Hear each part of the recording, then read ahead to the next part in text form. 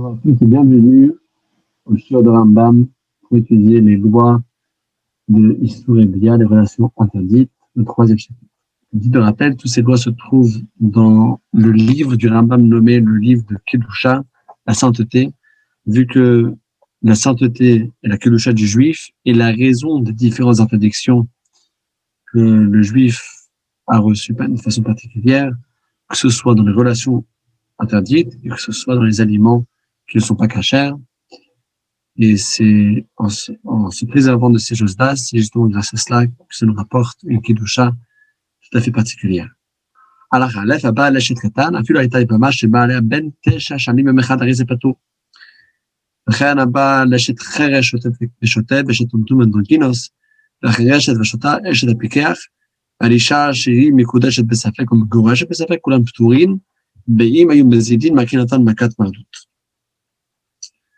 Alors déjà, l'interdit le plus grave, un des interdits les plus graves, c'est de se marier ou bien d'aller avec une femme qui est déjà mariée.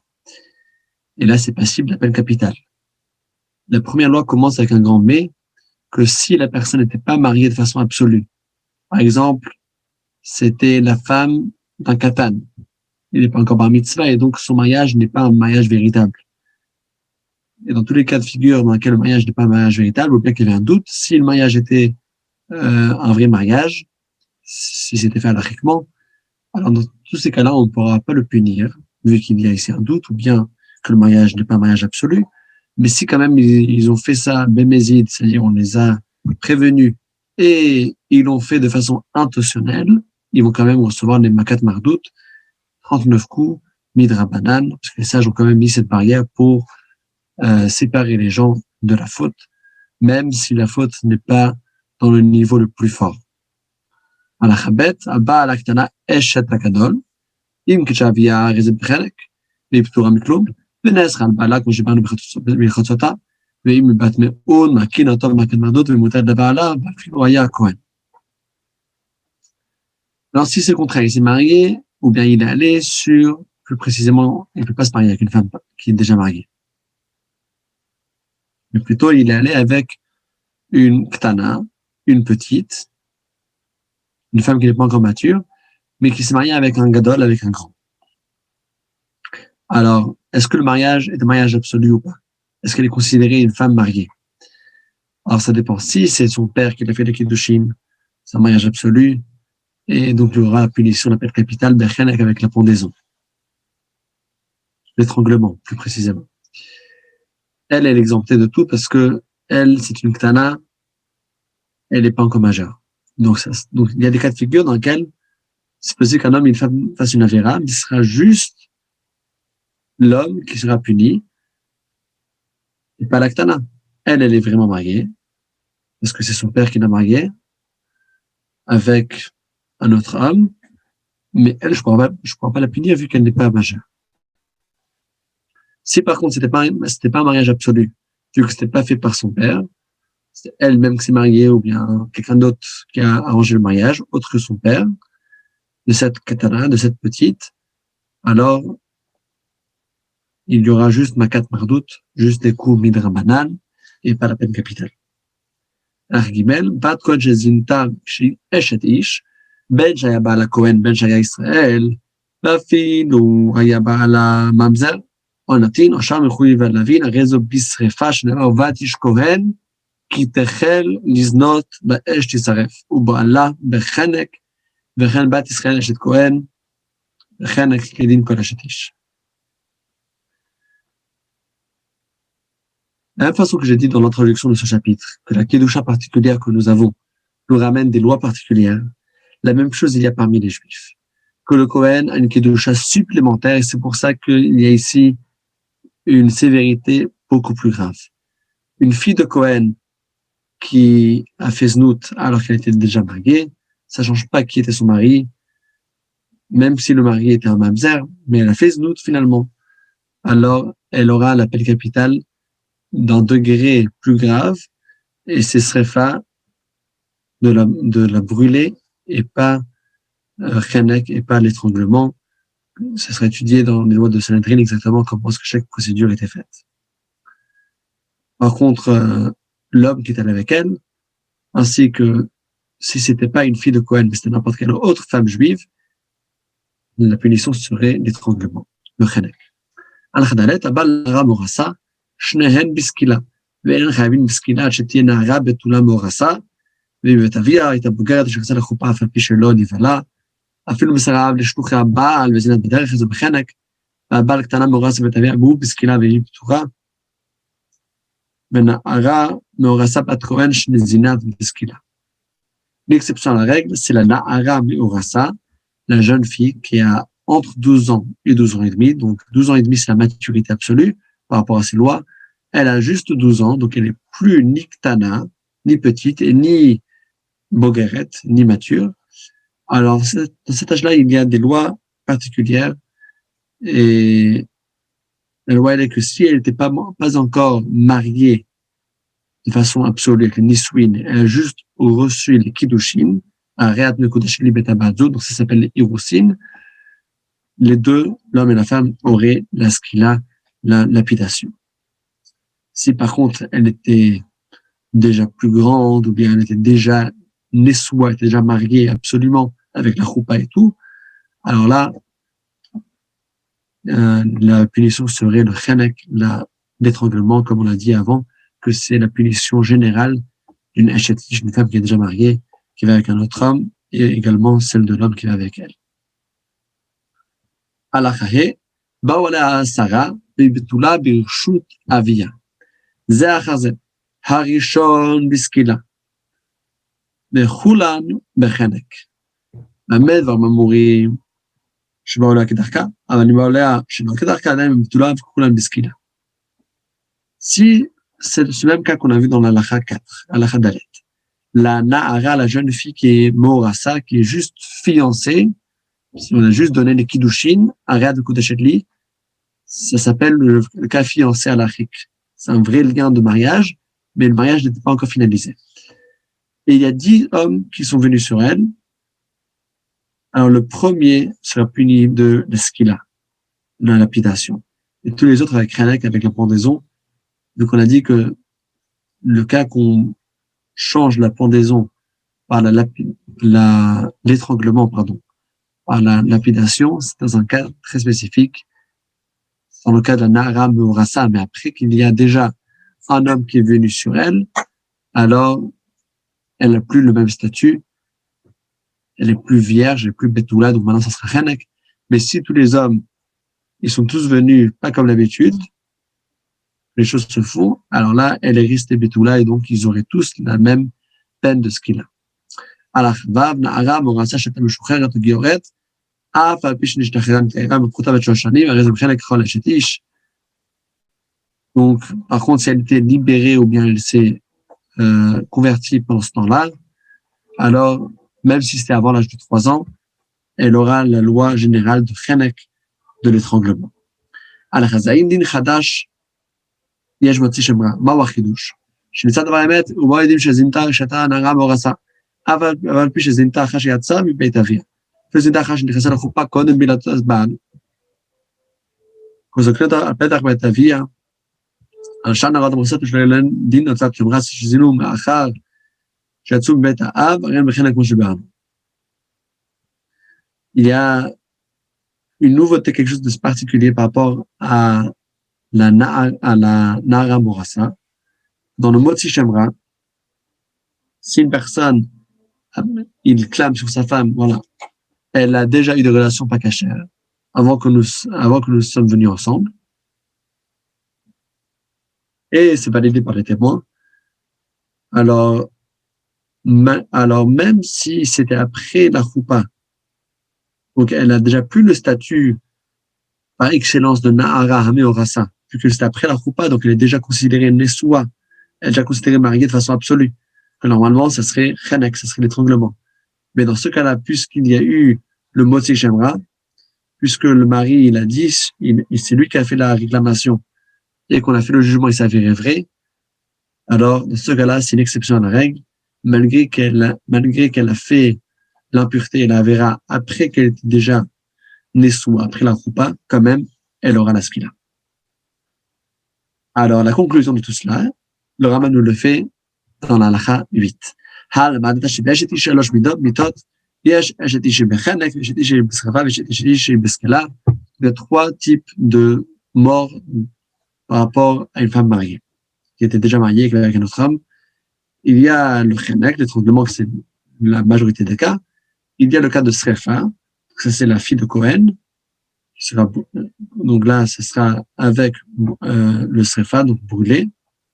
Et il y aura ce qu'il a, que c'est Nahara Hameorasa, la jeune fille qui est fiancée, ou bien la jeune fille qui a eu sur elle le Motzi Shemra.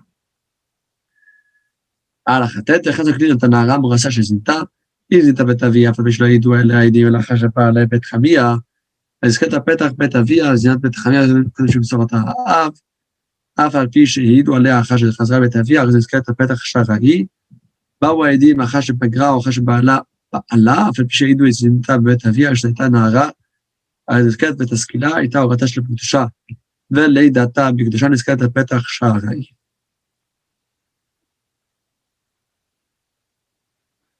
Alors,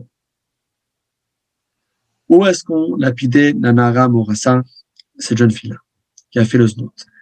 Si c'était dans la maison de son père qu'elle a fait ce znout, même si c'était mentionné plus tard, il faudra la lapider devant la porte d'entrée de la maison de son père. Si c'était dans la maison de son beau-père, alors il faut la lapider à l'entrée de la ville. C'est-à-dire que de façon générale, la lapidation se passe à l'entrée de la ville, sauf si elle a fait la vera depuis la maison de son père. C'est une honte à la maison de son père, et donc là, on la lapide à l'entrée de la maison de son père pour ramener le capara dans cette maison. Al-Khayud, comme je me disais, l'école al Petach Sharaïr, il m'a dit, je vous goïm, je suis al Petach Bedin, quand j'étais à l'école al Petach Betavia, il y a la Ab, j'ai la Ab, il y a la Baït, je ne m'a Petach Betavia, le mitzvah. Chaque fois qu'on a dit qu'il faut lapider à l'entrée de la ville, si c'était une ville avec majoritairement de goïm, c'est pas possible de le faire à l'entrée de la ville, il faut le faire à l'entrée du Beddin. Et tout ce qu'on a dit qu'il faut lapider à l'entrée de la maison du père, s'il n'avait pas de père ou bien si le père n'avait pas de maison, on peut le faire dans l'endroit habituel où on lapide, dans le Bet Askila, parce que Bet Arbetav, c'est une mitzvah supplémentaire, mais ça n'empêche pas, c'est pas les ikuva, ça n'empêche pas l'accomplissement des faits de la skila. Je vais pas dire, bon, alors, elle a eu de la chance. Il fallait la faire la skila à la maison de son père, et son père n'a pas de maison, son père est mort. Non, de toutes les façons, il faut faire la skila, et c'était juste pour amener une capara supplémentaire. C'est pour ça qu'on a de la mitzvah de le faire là-bas, de préférence, mais si c'est pas possible, on le fait quand même ailleurs. Alors,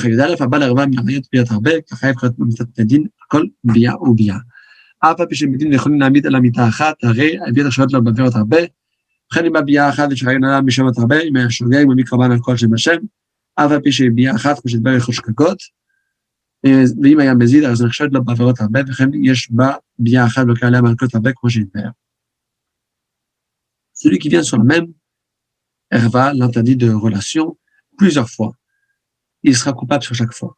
Même si le bédin ne va pas le tuer plusieurs fois, on peut tuer personne qu'une seule fois, mais c'est plusieurs avérotes. Et de la même façon, c'est possible de venir et d'avoir une seule relation, mais de transgresser plusieurs interdits, comme on va expliquer dans les lois qui suivent, comment c'est possible que des fois, avec une seule relation, on a transgressé plusieurs interdits.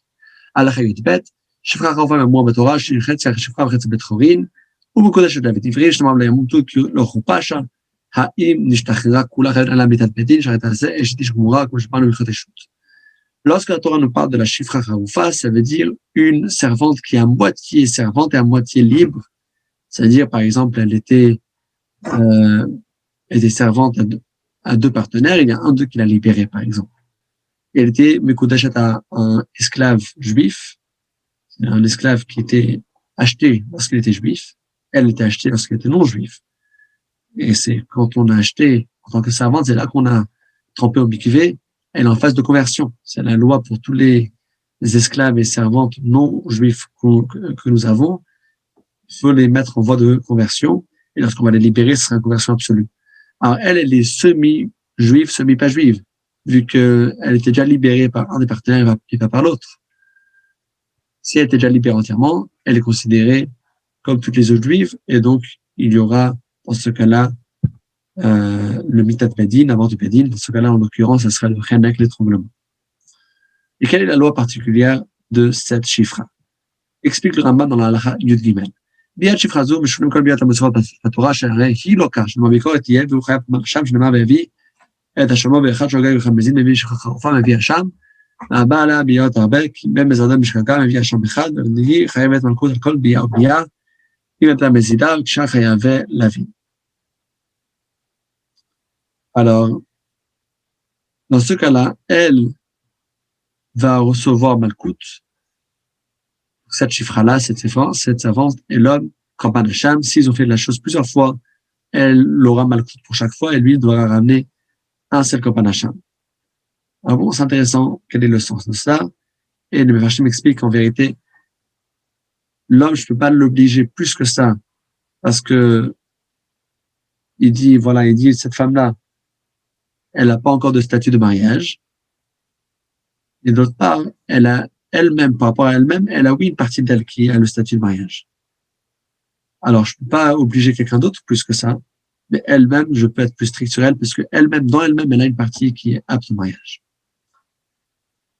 Halacha Yudalet, Amarev, Shifra Chovav, Lagam Biatov, Patoa, Shilmo Biatov, Ein Chayav la Gdola, Ula Mizina Virtzona, אבל אם הייתה קטנה, או שהייתה בעולה, או שהייתה שוגגת, הנוסר ישנה פטור, וכן בעליה יש לה כתרקה, פטור שמישהו חרופה, יש לה בייה כתרקה, יש לה כתרקה, יש לה שכבת זרע, אבל אפשר חיים ביות לחלק בין בן לבייה, יש לה משכבי אישה, מגיע כתוב ששני משכבות לאישה. Alors, dans la Shifra Raoufa, dans cette servante-là, l'homme est obligé seulement s'il a fait une relation complète et pas juste s'il a commencé la relation, seulement si elle était grande, si elle a déjà une fois une autre relation, et si c'était intentionnel avec sa volonté et la sienne. Alors, 15, כל הקושי אמרנו בשביל חופה שהוא פטור, הוא פטור לקורבן והיא פטורה מן המלכות, אבל בגיל נתן, מרכת מרדות מדבריהם, אם היו שניהם מזידים וגדולים. Tous les cas qu'on a dit, par rapport à la Shifra Haroufa, à cette fameuse servante qui est moitié servante, moitié libre, qui sont exemptés de la Torah, du sacrifice et du malkout. Mais ils vont recevoir des coups de mardout, qui sont des coups de midrabanan, si les deux étaient mézidines, les deux ont fait intentionnellement, et ils étaient les deux gdolim, les deux étaient majeurs. Alors, Tadzaïn, il a cas, on me dit Korban, je dis Gdola, on peut la qui personnage, je m'arnou, je n'ai chayav, Korban, je trayev, je malkout, je n'ai pas bikoret, il y avait vite à chameau. Alors, un homme dès l'âge de 9 ans et un jour, c'est-à-dire 9 ans et un jour, le jour n'est pas obligé d'être un jour complet, même si c'était Miktsatayam Pichulo, mais il a eu ses 9 ans, il rentre une fraction de seconde dans la nouvelle année, il est déjà considéré comme ayant 9 ans, et donc il peut avoir des relations. S'il allait avec une Shifra Haroufa, avec cette servante-là, qui a moitié servante, moitié libre, elle va recevoir les coups. Lui, je ne peux pas lui donner des coups parce qu'il n'est pas majeur, mais il doit emmener un korban. Il doit emmener un korban seulement lorsque elle est majeure et qu'elle est responsable. Comme c'est écrit dans le verset, que si elle sera reprochable, là, lui doit ramener son korban.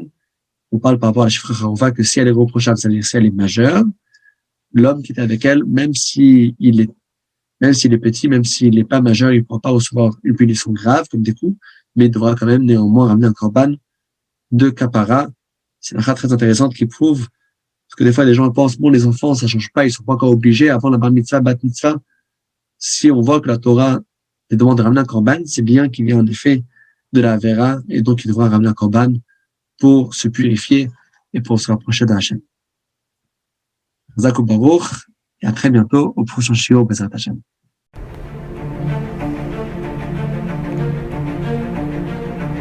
Et si connaître toute la Torah était possible, plongez-vous dans les joyaux de la Torah. Étude du Rambam, le Maïmonide, cours de qualité par des rabbins francophones aux 4 coins du globe. Un chapitre chaque jour, à raison de 20 minutes, pour finir en moins de 3 ans l'apprentissage de la Torah.